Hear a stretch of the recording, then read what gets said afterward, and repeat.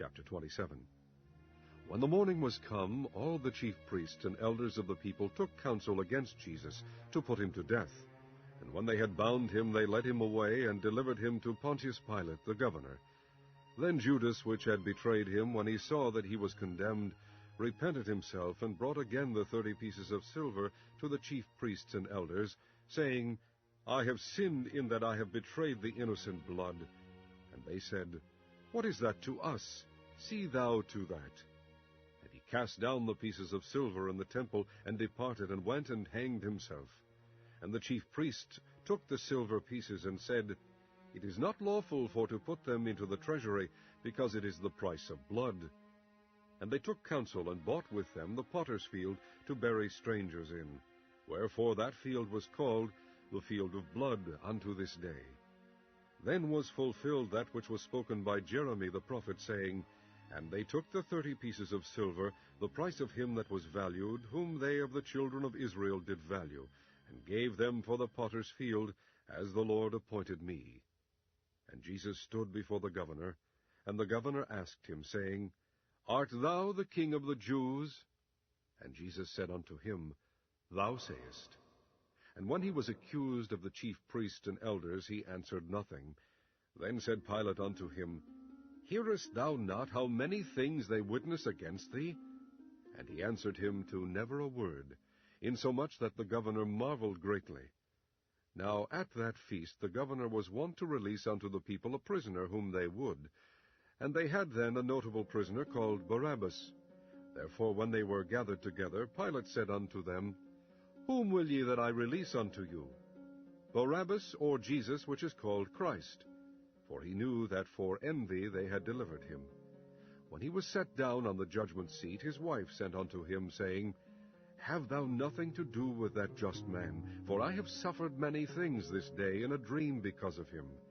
But the chief priests and elders persuaded the multitude that they should ask Barabbas, and destroy Jesus.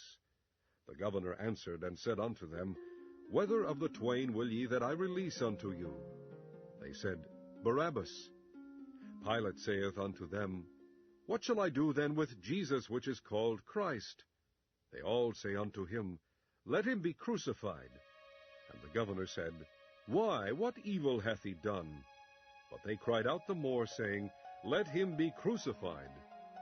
When Pilate saw that he could prevail nothing, but that rather a tumult was made, he took water and washed his hands before the multitude, saying, I am innocent of the blood of this just person. See ye to it. Then answered all the people, and said, His blood be on us, and on our children. Then released he Barabbas unto them, and when he had scourged Jesus, he delivered him to be crucified. Then the soldiers of the governor took Jesus into the common hall, and gathered unto him the whole band of soldiers, and they stripped him, and put on him a scarlet robe. And when they had plaited a crown of thorns, they put it upon his head, and a reed in his right hand. And they bowed the knee before him, and mocked him, saying, Hail, King of the Jews! And they spit on him, and took the reed, and smote him on the head. And after that they had mocked him, they took the robe off from him, and put his own raiment on him, and led him away to crucify him. And as they came out, they found a man of Cyrene, Simon by name, him they compelled to bear his cross. And when they were come unto a place called Golgotha, that is to say, a place of a skull, they gave him vinegar to drink mingled with gall. And when he had tasted thereof, he would not drink. And they crucified him, and parted his garments, casting lots, that it might be fulfilled which was spoken by the prophet, They parted my garments among them, and upon my vesture did they cast lots. And sitting down they watched him there, and set up over his head his accusation written, This is Jesus, the King of the Jews.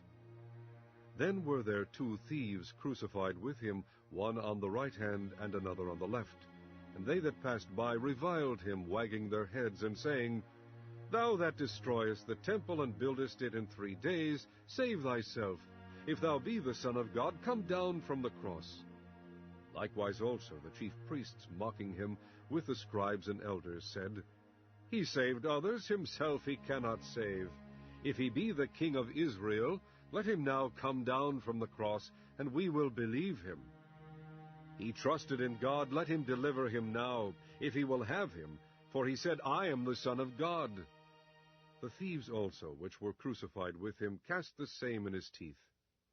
Now from the 6th hour there was darkness over all the land unto the 9th hour. And about the 9th hour Jesus cried with a loud voice, saying, Eli, Eli, lama sabachthani? That is to say, my God, why hast thou forsaken me? Some of them that stood there, when they heard that, said, This man calleth for Elias. And straightway one of them ran and took a sponge, and filled it with vinegar, and put it on a reed, and gave him to drink. The rest said, Let be, let us see whether Elias will come to save him. Jesus, when he had cried again with a loud voice, yielded up the ghost. And behold, the veil of the temple was rent in twain from the top to the bottom, and the earth did quake, and the rocks rent.